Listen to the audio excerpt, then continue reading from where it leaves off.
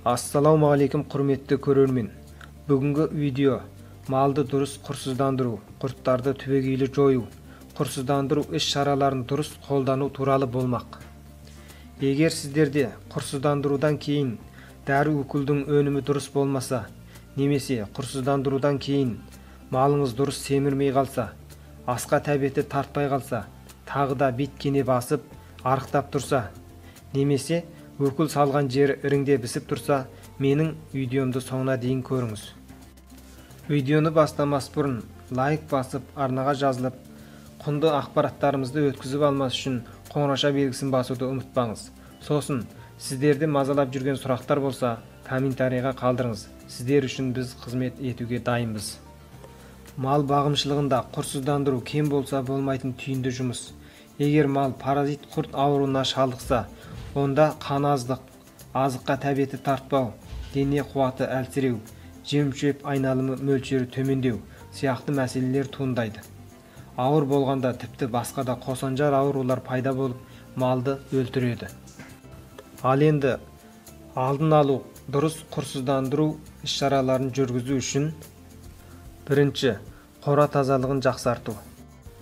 Егер қораның тазалық шарт жағдайы біршама нашар болса, паразит құрттардың таралуы мен өсуіне тамаша шарт жағдай болып, құрсыздандыру дәрі өкілінің ешқандай маңызы болмайды. Сондықтан қора тазалығын сақтап, дезинфекциялау жұмысын жақсы істеу, құрт жұмыртқасының қорада қалып, малға қайта жұғымдалудың алдын алуымыз керек. Екінші, кең өрісті құрсыздандыру дәрілерін жалаң қолдану. Бұл дегеніміз, кейбір бағымшылар қолайлылығы үшін тек ивермек сияқты кең өрісті құрсыздандыру өкілдерімен малға құрсыздандыру алып барады. Әдетте мұндай өкілдер кең өрісті құрсыздандыру дәрі өкіліне жатқанмен, бірақ мұндай өкілдердің барлығы өнім бере қоймайды. Мысалы, сорғыш құрт, таспа құрт және де басқа әдеттегі құрттарға өнімі болмайды. Сондықтан бұл өкілмен қоса малдың нақты жағдайына қарай түрліше құрт түсіретін дәрілерді таңдап, уақытқа бөліп беру немесе қосып істету керек. Әдетте 3 түрліден артық дәріні кезекпен істетуді ұсыныс етеміз. Үшінші, ивермек өкілін қою әдісі бұлшықетке тері астына немесе сыртына істетуге болады. Алайда кейбір жағдайда бұлшықетке салған өкіл салған орнын сіндіріп іріңдетеді. Өйткені ивермекті бұлшықеттен өкіл еткенде малға болған тітіркендіру біршама жоғары болып, мал оңай ауырсынады, әрі денеге сімірілуде төмен болады. Дұрыс құрсыздандыра алмай қалады. Оның үстіне өкіл қойған орында іріңді құбылыс оңай пайда болады. Сол үшін тері астынан өкіл етуді ұсынамын. Төртінші, базарда құрт түсіретін толымсыз дәрілер көп болғандықтан, көп жағдайда құрт түсірудің нәтижесі төмен болады. Сондықтан дұрыс дәрілер талдап алу керек.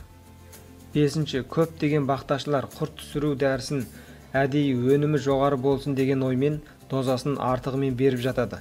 Сол себепті малда улану пайда болып, мал одан бетер арықтап ет ала алмай қалады.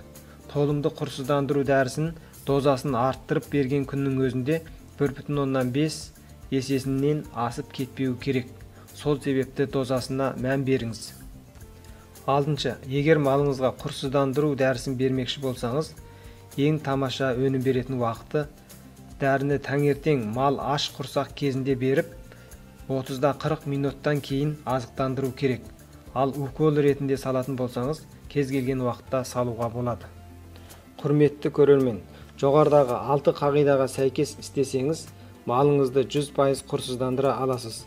Видео пайдалы болса, лайк басып, арнаға жазылып, келесі видеоны өткізіп алмас үшін қоңырауша белгісін басуды ұмытпаңыз. Сонымен қатар, мазалаған сұрақтарыңызды комментарийға жазып қалдырыңыз. Келесі видеода кездескенше сау саламат болыңыз.